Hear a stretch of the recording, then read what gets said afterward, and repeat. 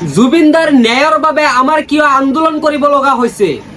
আন্দোলন কৰাৰ অবিহনে আমাক ন্যায় দিব লাগিব। আমি ৰাজনীতি নিবিচাৰো, আমি সাধাৰণ মানুহ, আমি ৰাজনীতি নিবিচাৰো। ৰাজনৈতিক নেতাসকলে চাইছো ৰাজনীতি কৰি আছে, আমি সাধাৰণ মানুহ, আমি ৰাজনীতি বিচৰা নাই, আমি ন্যায় বিচাৰিছো। নমস্কাৰ, আপোনালোকে চাই আছে সমাজৰ কথা। আজি আমাৰ ষ্টুডিঅ'লৈ ছাত্ৰ মুক্তি সংগ্ৰাম সমিতিৰ কেন্দ্ৰীয় উপসভাপতি ফেৰদৌছ জিন্না আছে। তেখেতৰ সৈতে কিছু মত বিনিময় কৰিম যে আমাৰ অসমৰ হিয়াৰ আমঠু সকলোৰে শ্ৰদ্ধাৰ মৰমৰ কণ্ঠশিল্পী জুবিন দা আমাৰ মাজত নাই। কোনেও এইটো কথা বিশ্বাসত এতিয়ালৈকে ল'ব পৰা নাই।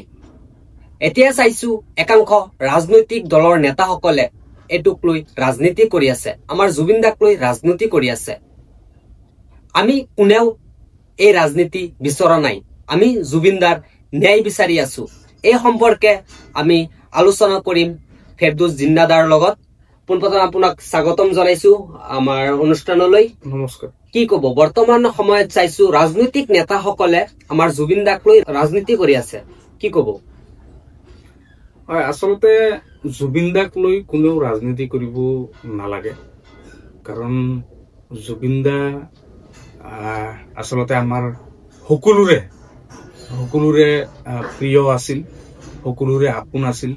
জুবিন দাৰ মৃত্যুৰ পাছত এনেকুৱা আমাৰ অনুভৱ হৈছিলে যেন অসমৰ উত্তৰ পূৰ্বাঞ্চলৰ ভাৰতবৰ্ষৰ বিশেষকৈ আমাৰ অসমৰ প্ৰতিটো ঘৰৰ প্ৰতিটো পৰিয়ালৰ এনেকুৱা অনুভৱ হৈছিলে যে আমাৰ পৰিয়ালৰ নিজৰ দাদাজন গুচি গ'ল, আমাৰ নিজৰ ভাইটিজন গুচি গ'ল, আমাৰ নিজৰ সন্তানজন গুচি গ'ল।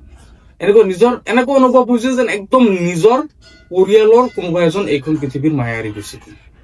অসমত হয়তো এনে কোনো মানুহ নাই চাগে যাৰ চকুৰ পৰা জুবিন দাৰ বাবে পানী ওলোৱা নাই। গতিকে জুবিন দাক লৈ আমি ছাত্ৰ মুক্তি সংগ্ৰাম সমিতি এটাই আহ্বান জনাম, কোনেও যাতে ৰাজনীতি নকৰে, কিন্তু জুবিন দাৰ ন্যায় সকলোৱে আচলতে বিচাৰিব লাগে।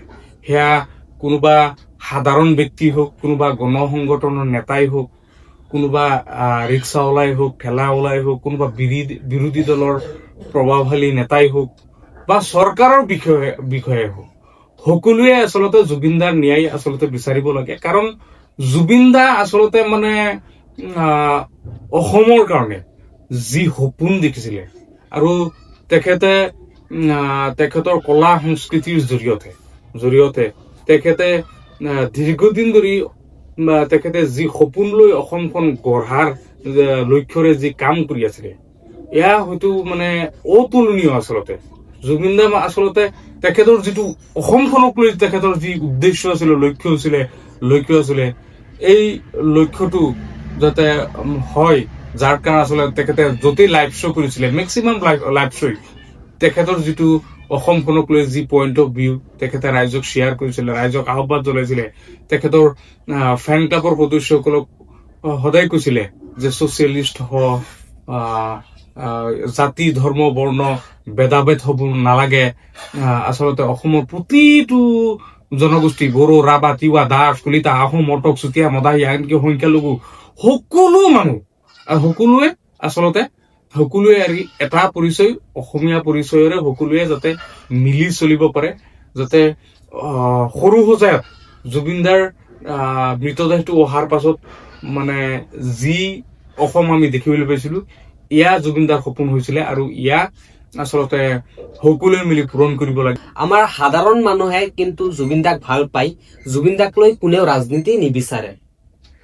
কিন্তু এইটো কি ৰাজনীতিকৰণ হোৱাৰ পিছত কি ন্যায় প্ৰক্ৰিয়াটো কি পিছ পৰি থাকিব নেকি? হয়, আচলতে জুবিন দাই যি অসম বিচাৰিছিলে সেয়া কিন্তু সৰু সজায়ত অসমবাসী ৰাইজে দেখুৱাইছে। কিন্তু কথাটো হ'ল, ৰাইজেও বিচাৰে জুবিন দাৰ যি অসমখনক লৈ সপোন, অসমৰ প্ৰতিটো জনগোষ্ঠীৰ সমন্বয়, যি প্ৰগতিশীল জাতীয়তাবাদৰ যি চিন্তা, যি ছচিয়েলিষ্ট চিন্তাধাৰা, আচলতে অসমবাসী ৰাইজেও সেইটোৱে বিচাৰে।